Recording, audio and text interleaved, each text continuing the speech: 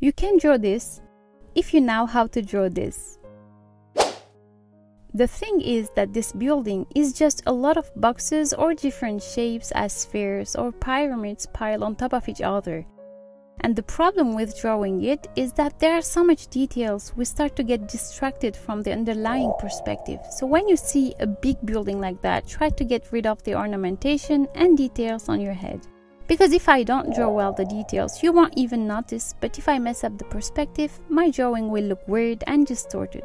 So it's important to see the perspective first in your head clearly and in a way that you can capture it, whether you are drawing a simple architectural subject or a very complicated one. Learning how to draw boxes in perspective is the best way to start to make your brain get used to seeing the perspective in real life. So let's break down the Taj Mahal into small shapes now so we can start drawing it.